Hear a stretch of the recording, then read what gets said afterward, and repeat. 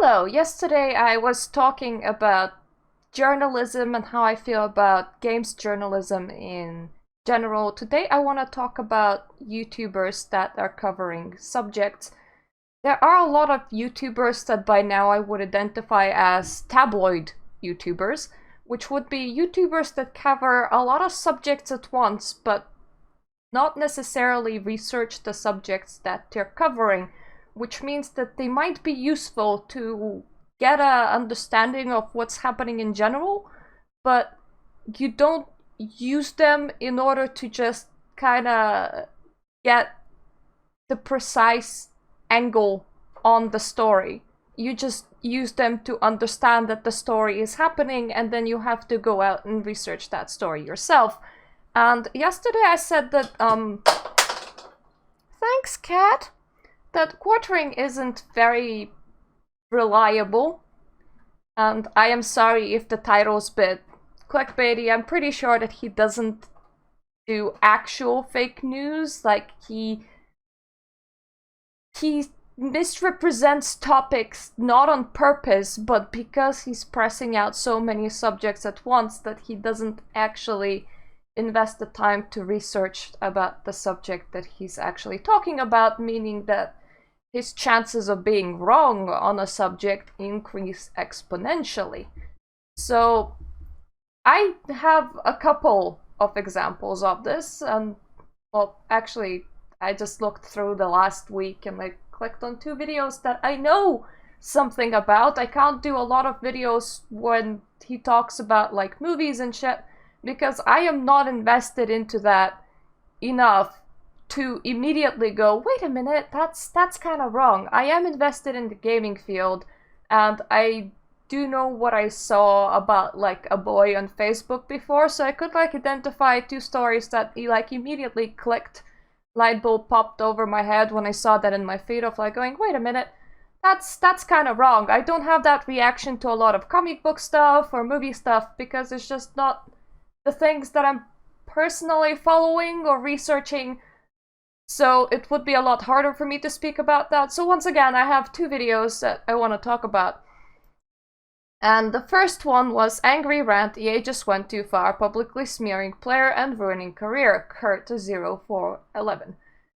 So Kurt has been banned permanently of all EA products for harassment. You can actually see it right here.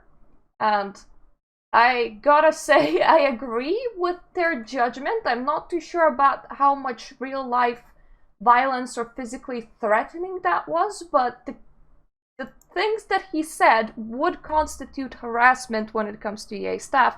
And this is coming from a person that has probably got permanently banned off the Sims forums because I didn't wish well to a woman who got involved in covering for a pedo scandal as far as it was to do with the Sims influencers. So, you know, it's not like I am favored by EA all that much either. It's just that I didn't publicly smear them. And he kind of did. You have to be careful about what you say online, especially when you're targeting not the company, but people in the company. You have to be careful with your wording if you want to continue using that company's products, because it is kind of within their rights to stop you from doing that. Which is why the original way of games being offline and games coming on CDs that you can't get banned from was a better solution. Steam is a fairly good solution. It's kind of hard to get banned off Steam, and if the game doesn't quite access the EA servers, if they like permaban you from all of that, you could still play their offline games on Steam. But yeah, if you're gonna bite their arm, they can remove you. Originally, he got banned for acting inappropriately during esports. And originally he got only banned from esports. I covered this before. He actually hacked into friggin' EA accounts and he posted an image of, I have been unbanned, when he haven't been banned. Now he's claiming that he hasn't done that himself, that it was his fan, but that wasn't a good look. The way that he reacted to getting banned from esports wasn't a good look, and people go, oh, it shouldn't be an issue, all esports people swear, but there's a difference between just like reactive swearing, and there's a difference of swearing against your opponent. There shouldn't be swearing against your opponent. Once again, if you're gonna be a professional sportsman, even if it's an electronic professional sportsman, you should act by professional sportsman rules of conduct, which includes not trash-talking your opposition. Which is why the electronical professional sportsmanship is such an odd place, because it seems that as this is just arising, we have a lot of people that act a bit like children and do not understand the limits of professionalism that you have to have if you're acting in a professional sport. That a real physical sportsman will understand. There are lines that you do not cross. Cussing out your opponent is one of those lines. And it will probably become a bigger deal later down as the decades progress, because these rules will have to be more widely adapted, and I'm pretty sure that a lot of people will be like, but what is wrong if I call my opponent that and that and that and that? Well, it's not professional, and you're now a professional sportsman, and I know that that's a weird thing to comprehend, but you should, if you select this as your occupation. And as for harassment statements, I dug out explaining everything video from Kurt, and he kind of says exactly what he said. Around the bush too much. The specific reason is I made a video about a week and a half ago, something like that, which was about the EA managers, where I specifically said about an EA community manager directly, amongst other things. I called him a bum, incompetent, waste of sperm, etc. Stuff that I 100% stand by, as in that's my opinion. So he essentially called out by name EA community managers, and he called them, among other things, a waste of sperm, and then he makes a video where he says, I stand by that.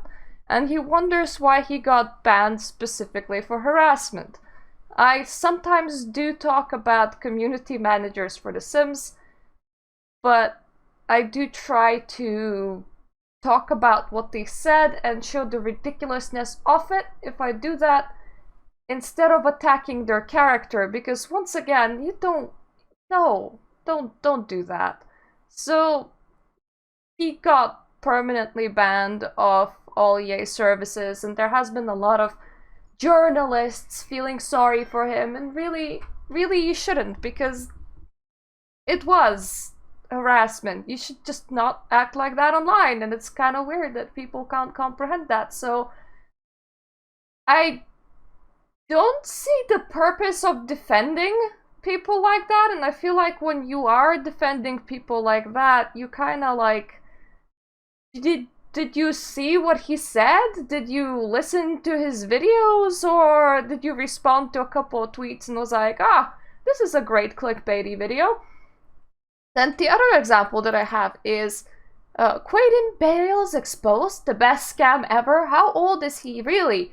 And the Quartering doesn't understand that this is an actual child, because what happened with Quaden Bales is that somebody dug up a picture of like his brothers and sisters or whatever, siblings' 18th birthday, posted it up and said, oh, this midget is actually 18. I am so sorry for calling him a midget, but it wasn't nice language that they used. And his mother posted his baby pictures from 2014 when he was a lot younger, from 2016, where you can see him growing, just to prove that he isn't 18 and that he's actually a child. He is 9 years old. And the Quartering does comprehend that he's a child. He put that, how old is he really, as an actual clickbait. Grift. This kid is just a kid, who is 9 years old, by the way.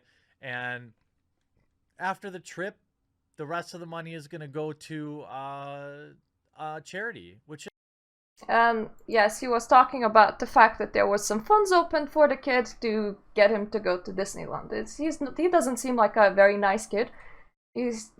From people's notes, he might be a bully himself, but he is an actual child.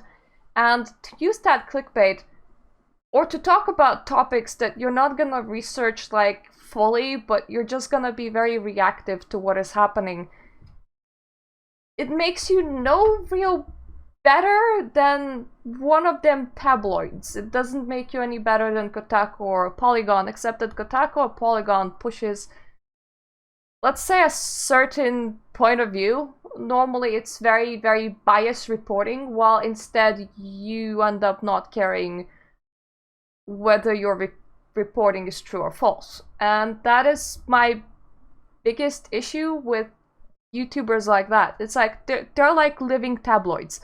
They say that they're different, but that's still what they do. They don't research topics. The right algorithmic name of the video is like the most important thing, and like the fact that you cover the topic on the second when it comes out is like the most important thing. You don't much care about whether what you're covering is true or not. Yeah, and he's not the only one.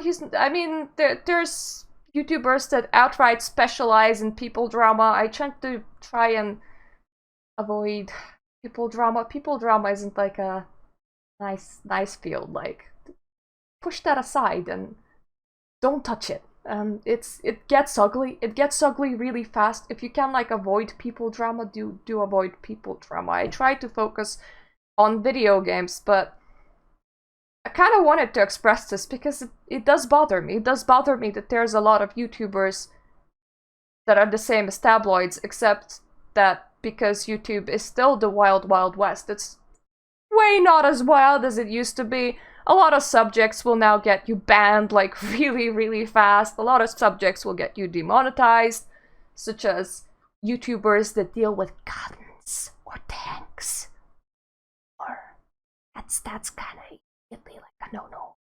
But it's still very much a wild, wild west as far as your sources go. So you can follow a whole bunch of good eggs, you can follow a whole bunch of bad eggs, but do cross-check every single one. Use YouTubers as a way to understand what is happening around a subject that you're interested in, but do not believe that their word is like the truth, or that their word is the same as like a word of an actual deity. It isn't. All people are fallible. They might have an agenda, they might not have an agenda, it depends on a person, but some will be more likely to accidentally spread misinformation, some will be more likely to not.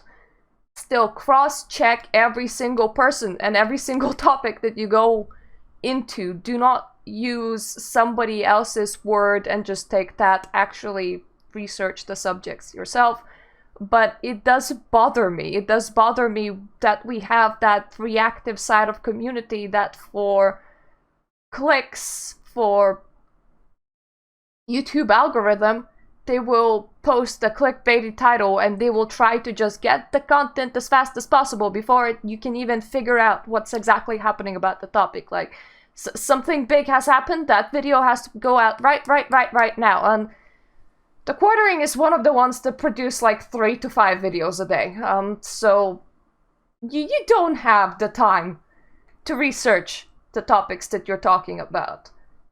You just don't. You're just like shooting and throwing it, so just increase your own discoverability on YouTube. And that is quite problematic, at least when it comes to me. So thank you for listening to me ramble on. If you have ended up on this video, if you like me, please subscribe. It will probably be somewhere down below. And I ain't touching other YouTubers or other people as much as I can help it. It's just that yesterday I mentioned it, and it was just kind of at the back of my mind, and I needed to express that source trustworthiness. It's like such a in the air thing when it comes to YouTubers. So please be careful. And thank you for watching, and I hope I'm gonna see you the next time.